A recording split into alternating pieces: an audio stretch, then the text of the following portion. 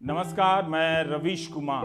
मजदूरों के पास पैसे नहीं हैं, खाने के लिए अनाज नहीं है, तो क्या रेलवे को ऐसी स्थिति में उन्हें घर तक पहुंचाने का किराया लेना चाहिए था?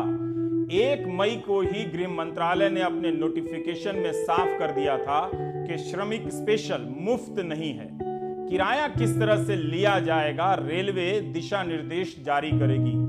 2 मई को जब रेलवे ने दिशा निर्देश जारी की तो उसके पैराग्राफ नंबर 11 में विस्तार से बताया गया है कि रेलवे जहां जाना है वहां का टिकट छापेगी, उसे स्थानीय राज्य सरकार के अथॉरिटी को दे देगी। स्थानीय राज्य सरकार की अथॉरिटी यात्रियों को देगी और किराया लेगी। किराया का पैसा रेलवे को देगी। इस नोटिफिकेशन से साफ है कि रेलवे किराया वसूल रही है और किराया मजदूर दे रहे हैं, जिनसे वसूलकर राज्यों को रेलवे को देना है। देश में इस वक्त कोरोना वायरस से खतरनाक झूठ का वायरस है। वो वायरस है जो कांग्रेस, वाड्रा कांग्रेस फैला रही है। पहले कांग्रेस की जांच पर झूठ, इसके बाद पीएम केयर फंड पर झूठ और अब मजदूरों के ट्रेन किराए पर झूठ। एक के बाद सोनिया गांधी की झूठ। इसलिए मैं कहता हूं कि कांग्रेस के लिए देश बाद में है, राजनीति पहले है।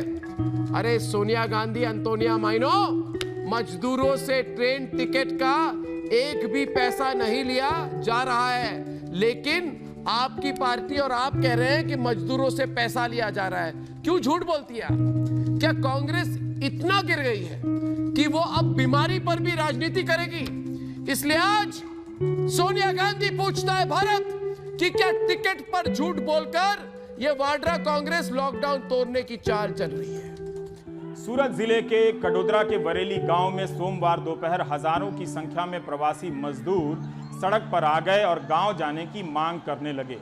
पुलिस इन्हें समझाते रही कि अपने घरों में ही रहे, लेकिन मजदूर दबाव डालने लगे कि उन्हें अपने राज्य के गांव घर तक जाना ही है। इन्हें नियंत्रित करने के लिए पुलिस को आंसू गैस चलाने पड़े, बल प्रयोग करना पड़ा।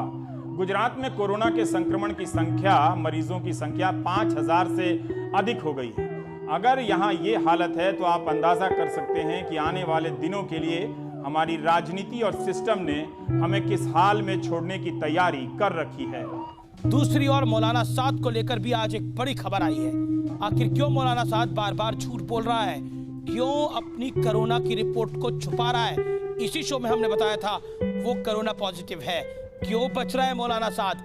आज देश की सबसे बड़ी बहस, धमकी के बाद ये पहला आर पार। हम ना डरे हैं न डरेंगे, बेबाक बोलते रहे हैं, बेबाक बोलते रहेंगे। जिसको जो करना है कर ले, हम वही खड़े हैं, वही खड़े रहेंगे।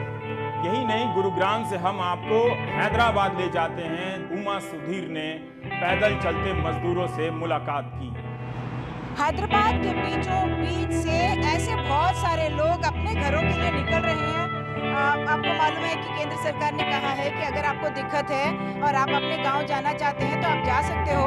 आप कहां से हो, आपका नाम क्या है और आप कहां जा रहे हो? अभी जा रहा है झारखंड। हाँ, झारखंड जा रहा है इधर से। आपका नाम क्या है? भीम सोरेन। और यहाँ से आपने क्या ट्रेन वगैरह जो बोला था कि निकलेगा, उसको लेने की कोशिश की? आपने अपना नाम लिखवाने की कोशिश की?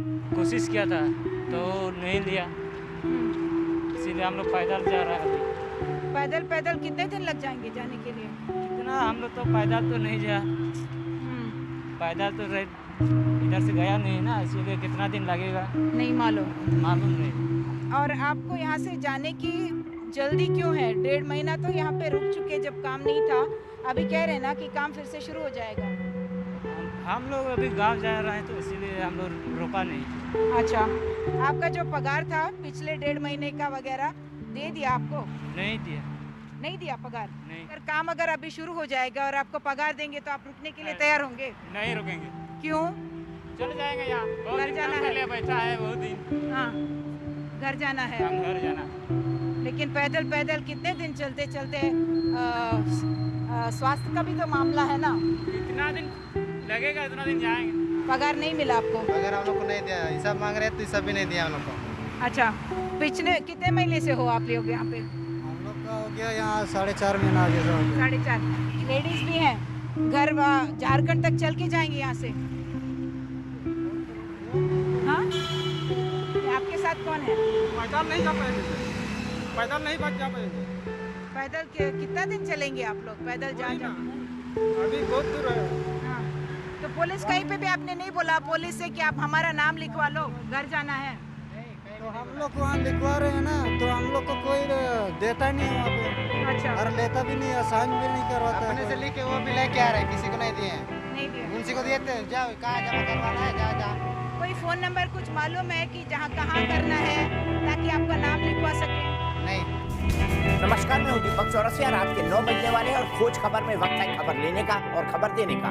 कोरोना वाली जमात यानी तबलीगी जमात का मुखिया मौलाना साद लाख छिपने की कोशिश करे, मगर उसके गुनाह इतने संगीन हैं कि एक एक रात बेपर्दा हो रहे हैं। न्यू नेशन पर मरकज में 16,000 जमातियों की भीड़ का खुलासा हमने किया था। आप जानकर हैरान रह जाएंगे कि धार्मिक प्रवचन देने के नाम पर साद कदम कदम पर सरकार के तमाम आदेशों को रौंदता चला गया था। साद के खिलाफ जो सबूत क्राइम ब्रांच को फोन डिटेल से मिले हैं, उससे यही लगता है कि देश में कोरोना का जाल फैलाने के लिए साद ने साजिश की एक एक ईंट जोड़ी। वरना सोचिए, जब 200 से ज्यादा लोगों के जुटने पर दिल्ली में मनाही थी, तो 16,500 लोगों की भीड़ जुटाकर साथ कैसे कार्यक्रम कर रहा था। इतना ही नहीं, जमातियों में कई ऐसे देश के नागरिक थे जिनके देश में कोरोना भयावह रूप अख्तियार कर चुका था, और यही जमाती जब मरकज से निकलकर अपने अपने शहर और गांव गए तो कोरोना बम बन चुके थे। अंदाजा लगाया जा सकता है कि मौलाना साद और उसकी जमात ने देश को किस कदर कोरोना के जाल में उलझा दिया। ऐसे में सवाल यही है कि आखिर कब तक छिपेगा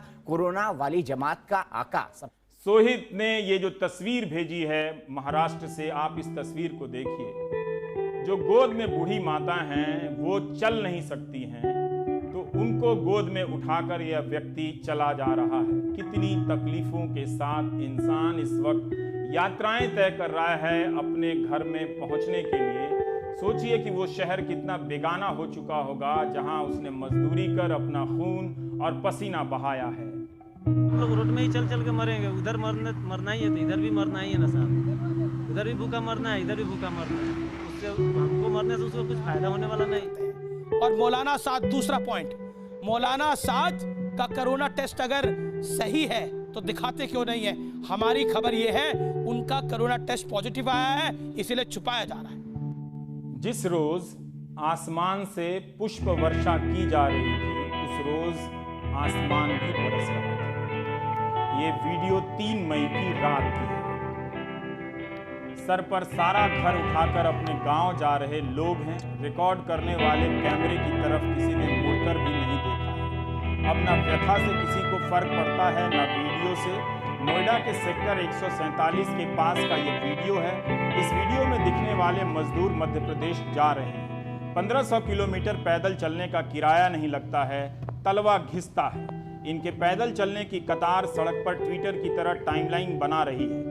एक दूसरे को फॉलो करते हुए, एक दूसरे को रीट्वीट करते हुए चले जा रहे हैं। मगर अफसोस ये ट्विटर पर नहीं है, वरना आईटी सेल की निगाहों में आने के लिए अपने दर्द को अंग्रेजी में डिस्ट्रेस लिखते और ट्रेंड करा देते।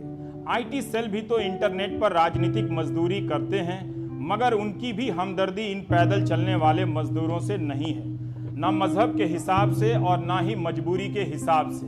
वरना वे अपनी राजनीति छोड़ देते और मजदूरों के पक्ष में आकर खड़े हो जाते। 3 मई की सुबह अलग थी। आसमान से पुष्प की वर्षा हो रही थी।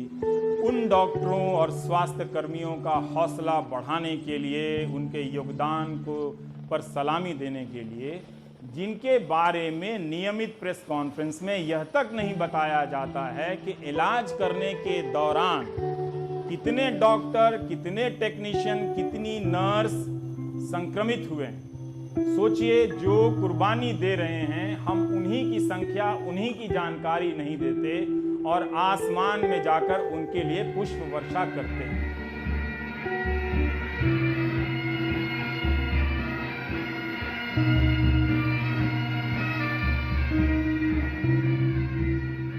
अस्पतालों के बाहर बोर्ड तो यही लगे होते हैं कि हॉर्न तक नहीं बजाना है, लेकिन बैंड बजा। 4 मई की सुबह जो बुलेटिन दी गई उसके अनुसार 3 मई को 72 लोगों की मौत हुई।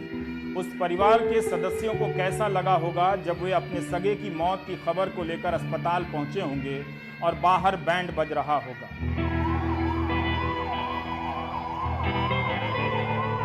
कुछ दिन पहले दिल्ली पुलिस के बाइक सवार जवानों ने भी डॉक्टरों का हौसला बढ़ाने के लिए एम्स के बाहर हॉर्न बजाया था। अस्पताल, कोर्ट और स्कूल कॉलेज के 100 मीटर का क्षेत्र साइलेंस जोन होता है। यहाँ पर शांति भंग ना हो, इसके लिए नियम है कि ये सब नहीं करना है और ये नियम वन एवं पर्यावरण मंत्रालय का बनाया हुआ है। सांप्रदायिकता फैलाने वालों का सबसे बड़ा खुराक झूठ है, ये बात याद रखिएगा।